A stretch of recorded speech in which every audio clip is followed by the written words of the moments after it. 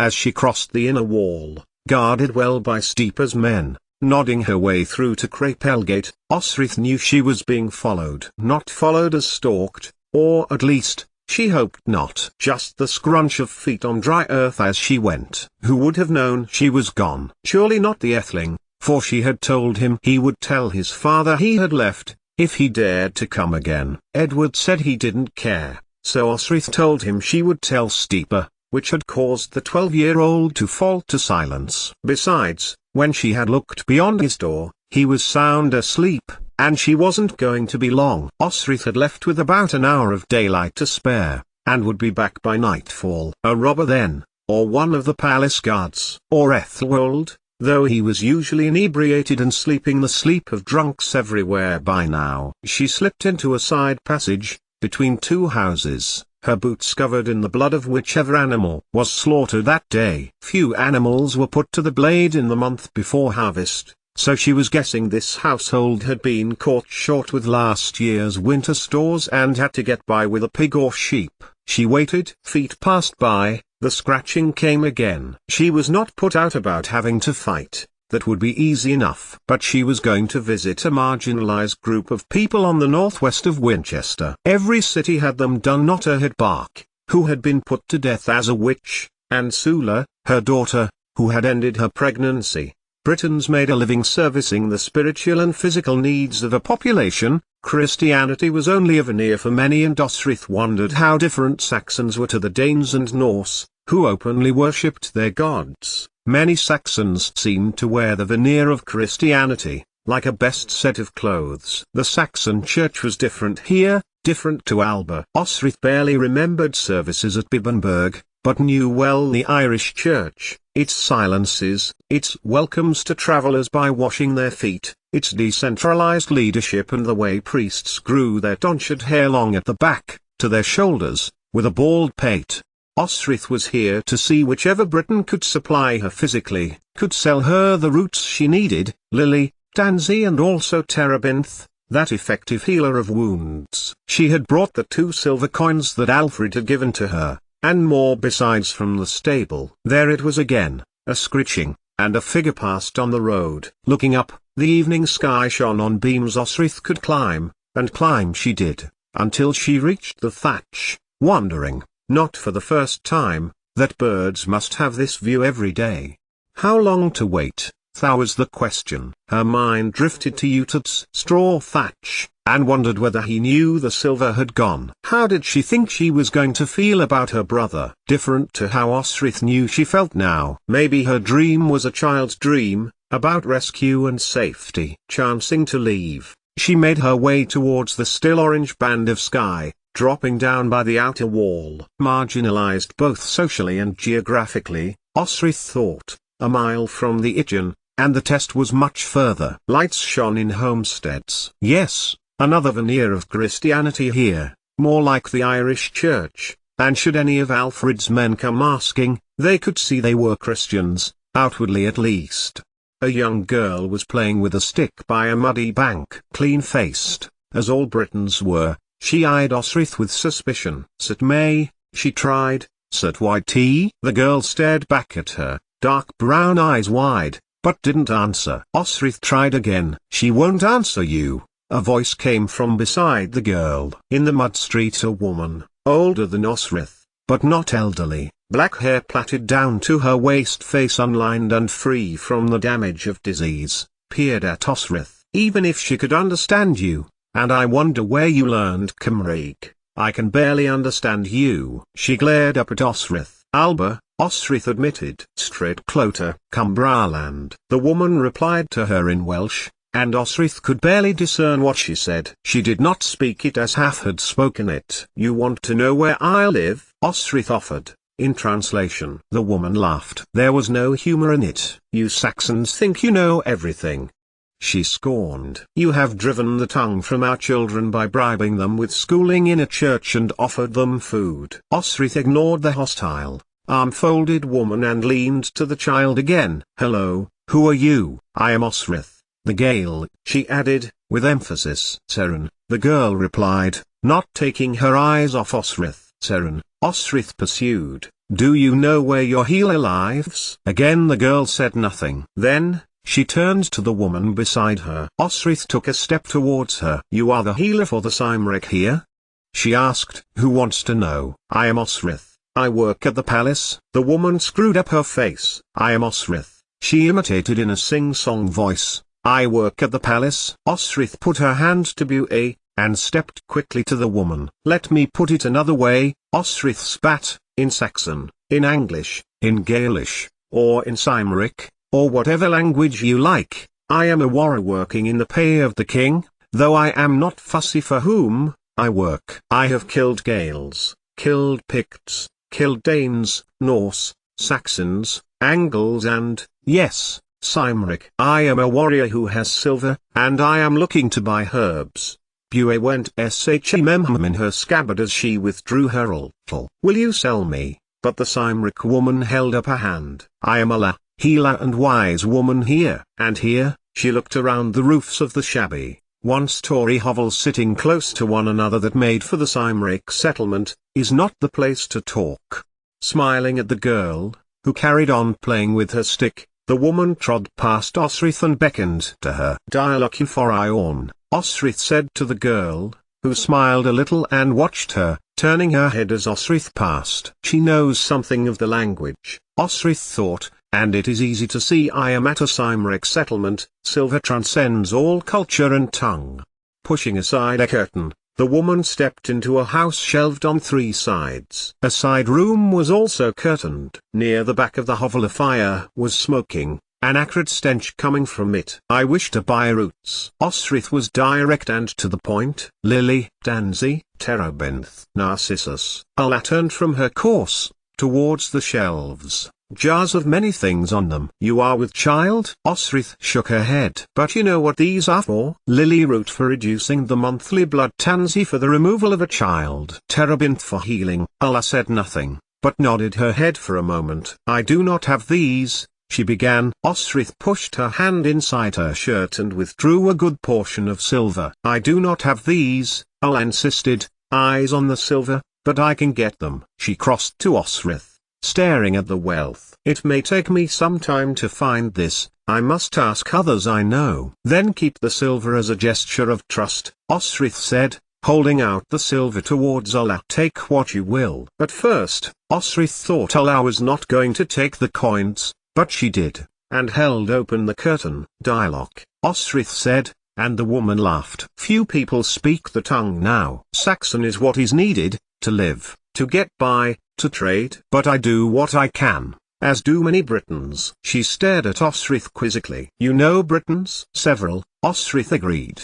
Britons who live in Cumbraland and Strathclyde. My mother was a Briton, of the line of Aryan. The woman's eyes shone for a moment. Aryan I know, she replied, her voice a little warmer, in Osrith's discerning. Taliesin tells us the Britons of Henogled, the Old North, had banded together to drive the Saxons into the sea. But Aryan was betrayed by the Picts before Kettraj, and the plan failed. She stepped closer to Osrith, lowering her voice. I hope when the Britons and the Picts try again, they will have the sense not to betray one another. Then her voice returned to how it had been. Where is Stradclota? North of here, near Alba. Osrith replied. Like Mercia, the king, Eochaid, would be independent. But King Domhnall mac Corstin of the House Alpin claims the kingdom, and Dulriatu and Pitlands. It is now called Alba. Allah showed her to the boundary of the settlement. More black-haired children played as she passed and Osrith listened for the sound before she left,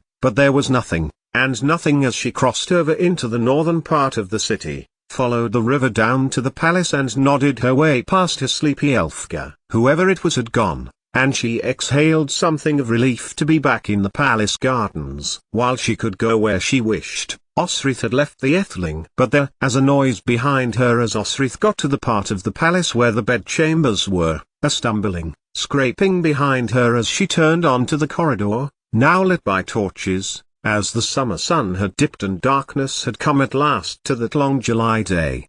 Osrith turned, only to be pushed against the stone wall by two strong hands. It was Ethelwald. His breath stank of stale ale and she turned her head away from him as he pressed her shoulders back. Damn it. She had not been prepared enough, her mind on other things, Osrith chided herself. In the semi-darkness he was leering at her. Come on, Ethelwald was saying, his face close to hers, his nose still at an odd angle where it was healing poorly after her fight with him. Come on, just one little kiss, and, he broke off to splutter, then looked back to her, his eyes unable to fix on her, his hand groping for her chest. And I could make you queen. But Osrith shook herself away from him. I was promised to be made queen by another man once before, Osrith told him as she wrenched one shoulder free. 2 other men. And do you know what happened to them? Ethelwald said nothing, but shook his head at her, grinning for no other reason than because he was drunk. One was killed for his treachery. The other will be killed by me the next time I meet him. She shook her other shoulder free and stalked from him. Ethelwald didn't move. Osrith was about to leave him and return to Edward, then she turned. Which one will you be,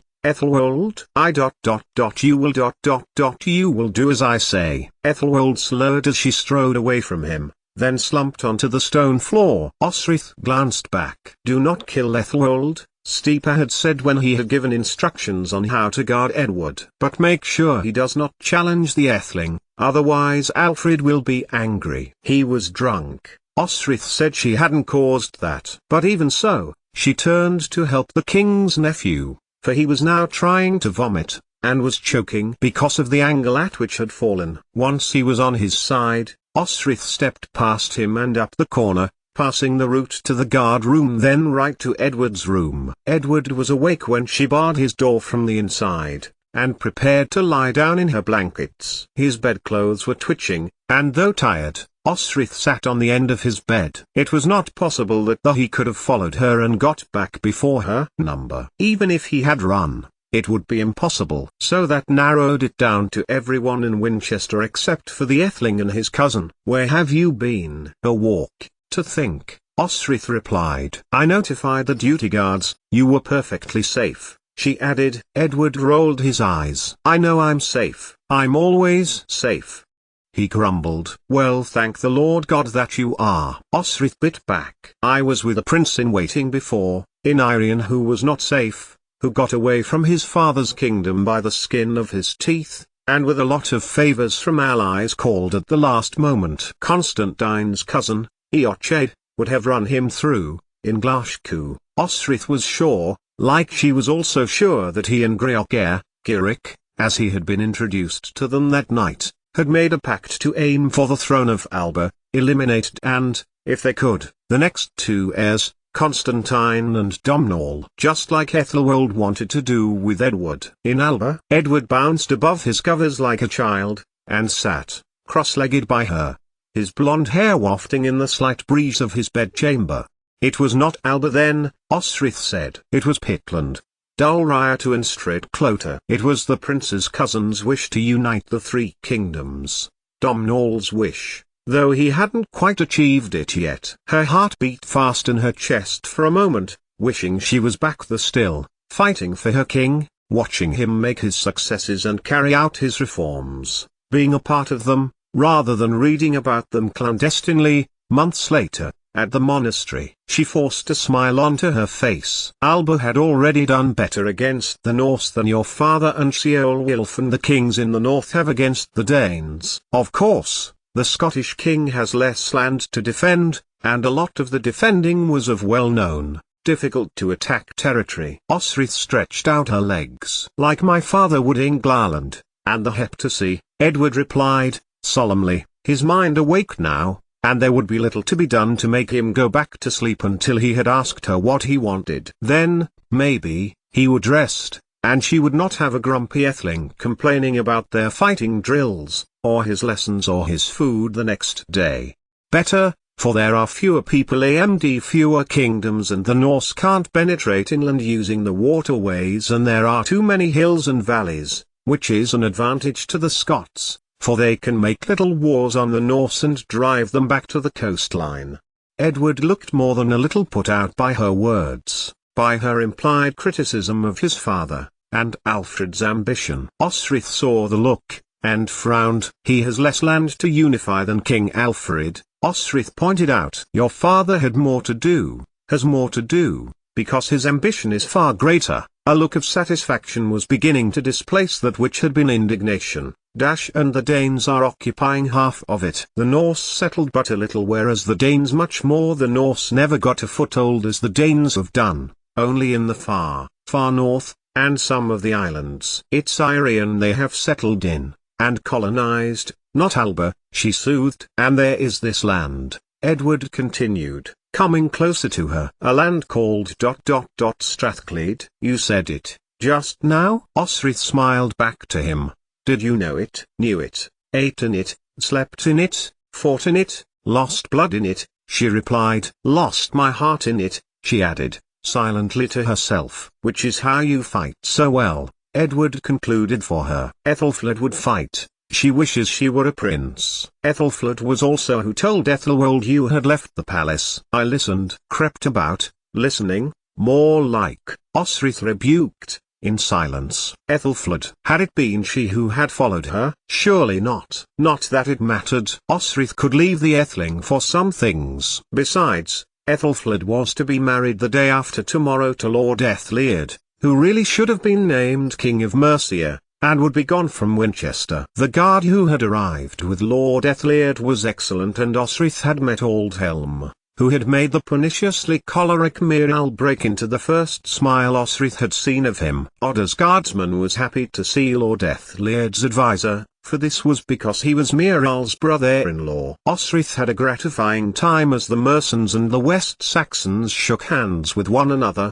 Elfgar introducing everyone to everyone else, including Osric. It had made a change from a few hours earlier. Ethelfled was busy tormenting her younger brother by hiding his training sword, something for which Osric rebuked her for. Outraged that Osric had interfered in her cruel game, Ethelfled reached up to her chest, taking a squeeze. You real woman, she exclaimed, dropping her hand as Osric pulled back, indignantly. Everyone says so. I thought Ethelwold was lying, but the guards say so too. Even steeper. Osric said nothing, standing still, jaw tense. How close she was to giving this haughty young woman the same pasting she had given her cousin a week before. But that would not go down very well if she had to put on the act of being a shy, fulsome maiden the day after next. If I had kept the jewels your brother stole from you for me, I know I would wear them better than you, Osric thought back, bitchily. But Ethelfled was busy laughing at her own discovery. I am a prince, Osric boasted. What had Heen Domhnall's words? That she had behaved like a Gael. It was enough. A Gaelish prince. Is that why your hair has been cut short? Because you pretend to be a man? Those who have wronged their master have their hair cut. It was not Osric who spoke, but Edward. Damn him for speaking out. Damn herself for telling the Atheling in the first place. Ethelfled's eyes widened in unconcealed contempt. What did you do? She asked, hands on hips. Nothing I could help, Osric replied, coldly. For, if she had been a man, Osric knew, the fight against Bryn, Domhnall's guard, would have been legitimate. What? This time it was Edward who had asked, like those of his sister. His eyes shone. I killed the man of another lord and fought a fight because of it. Edward noticed her fingers curling over Bue's hilt.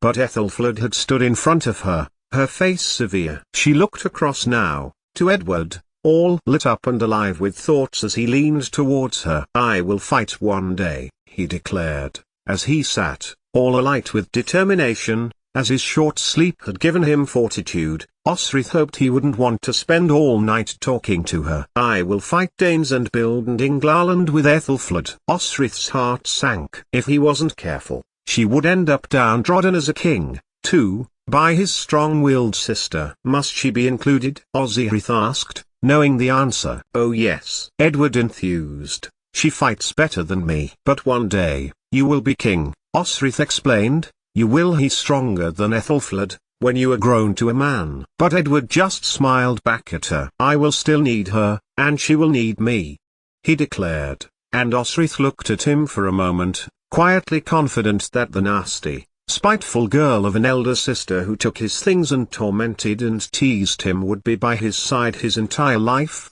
and a sudden pain crept into Osrith's heart. She never had that with Uhtred, would never have that. They were both grown now, the opportunity of knowing one another in childhood stolen from them. Beside her, Edward sat up, brightly. "You will teach me," he declared, as if he had just worked out a puzzle and was delighted with himself that he had the right answer. "Stipa Snotna teaches you," Osrith replied, patiently. "He is your father's man." "But you have fought the Scots," Edward protested, plaintively. "I must fight the Scots, or else ...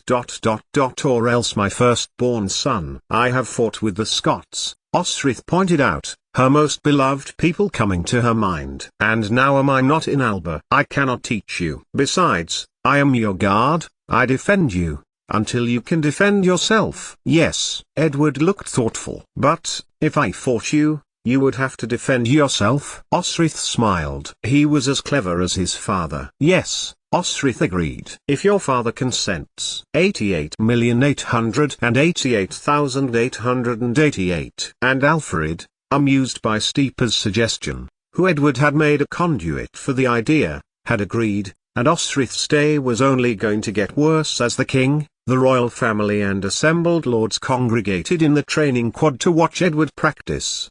This was not how it should go, Osrith thought, dully. A fight was something you acted to, you built towards, making snap decisions based on experience and guile. Edward was grinning like it was a treat, like he has organized a summer's picnic by the Itchen for them all. Edward had left his bedchamber at first light, and Osrith, hungry, had turned up at the kitchen to see what was on offer. Small groups of guards were nudging one another, Osrith noticed, as she crossed the flagstones and spoke to one of the maids, and it took for Elfrith to pull her to one side when she had in her hands new baked bread and a stone of milk to ask her whether it was true.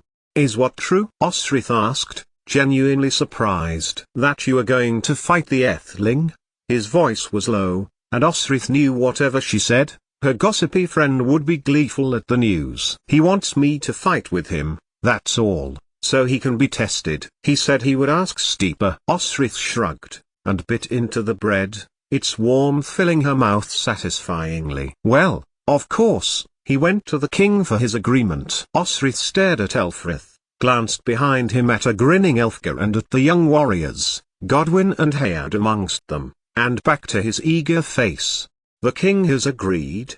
she asked, amazed. The Atheling was just a boy, he was learning to be a warrior. But Osrith was no teacher, she could demonstrate what she knew, of course, if Stipa asked her. But to oppose the Atheling? Not waiting for a reply, Osrith thrust her breakfast into Elfrith's hands and tore off to the guardhouse. She found Stipa, head bent over a mail coat, inspecting the rings. "Stipa!" Osrith exclaimed. "Please tell me I am not to oppose the Atheling." Due to his size, it took a long time for the head of the Wessex household guard to raise his head to Osrith's gaze, and her desperation to see that he agreed made it seem even slower. Stipa's mouth was in a half-grin, and he nodded to Osrith. "He is a little too slightly built to wear this. I am in the process of removing some of the length, so it will not be too heavy for him." Osrith's heart sank. Here, in Wessex, she had fought with Constantine, of course, but she had been smaller herself, then,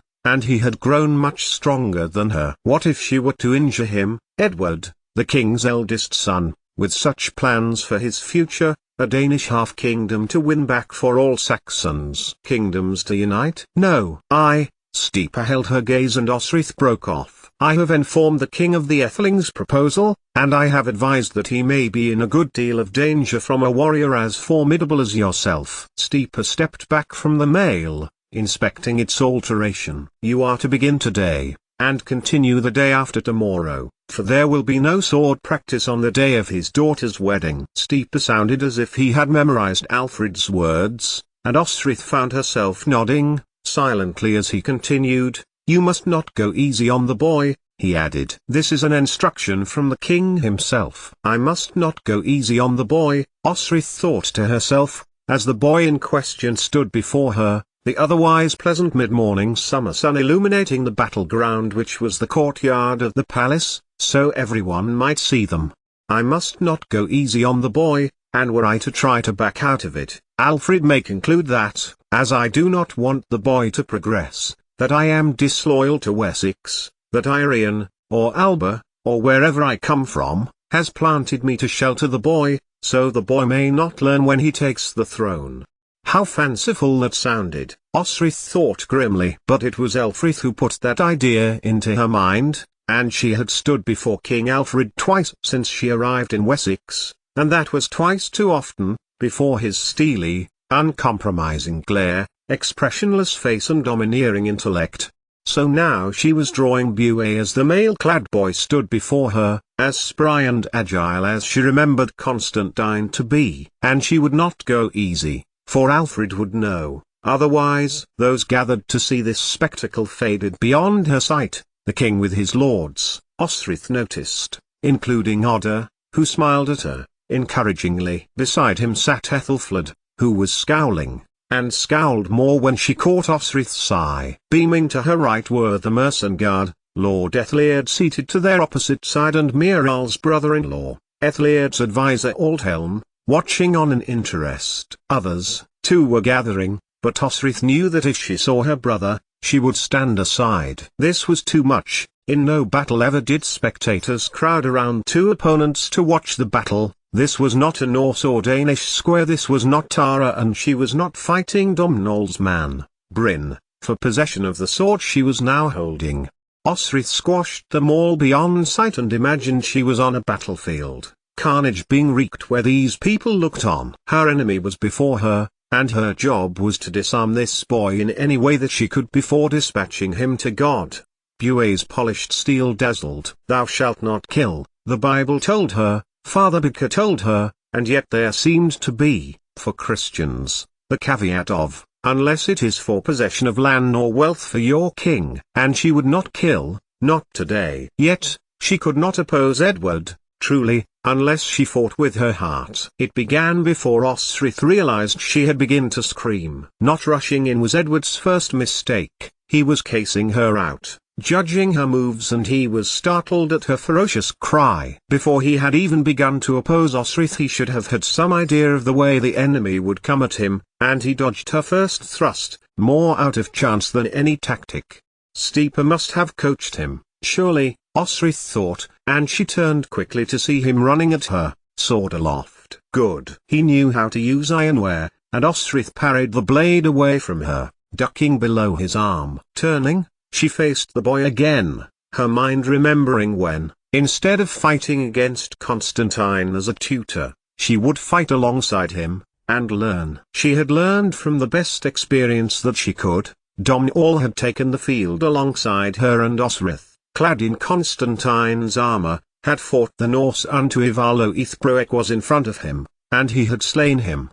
It had been enough to get rid of the Norse, who had slowly drifted to Kin in Erland, where she had faced them again, and again at Caerligwylid. Danes were not much different. And in order to be an excellent, wise, decision-maker, Edward would have to face them too. Alfred would have to put his son out into the field in order for him to learn. And, he had the capacity to. Even now, stroke after stroke, making little impact on Osif, he was anticipating her move, making imperceptibly tiny adjustments to pace and severity, and more were meeting her shield with force. Osric dodged as a blade came between her arm and her head. She didn't hear the audible gasp as those watching saw her twist around, catching Edward around the thigh, and bringing him to ground. The thump was sickening, but the Etheling was on his feet before she had turned and managed to thrust his sword towards her. Clearly, as Stipa had been explicit with her role in this fight, he had been clear with Edward, give no quarter, and he gave none, as the blade sliced down her forearm, wrenching apart the leather of her jerkin and leaving a trail of blood down one side. It was nothing. Osric fought on, bringing Buet's pommel down at the back of his neck, and Edward slumped down. Her heart was thumping so loudly, it almost felt as if it were coming out of her chest as she forced herself to step away from her opponent, fighting with every sinew, her instinct to turn her sword up the other way and deliver the killing blow. Silence deafened the courtyard as no one moved. Edward was still slumped on the ground, and Osrith watched for signs of, well, signs of life. Had she injured him? She had tried to be as good an opponent as possible while on the other hand, not actually doing any harm. She looked around for a cue, anything. But nothing came, not from Steeper, not from her guards, nor, curiously, from the king. So Osrith stepped towards the Earthling, and stooped towards him. She whispered, "And now it is time to go for me." Your opponent, who had stopped to discover Yorkindian, and shown her weakness. She dipped her head further. "Go for me, now."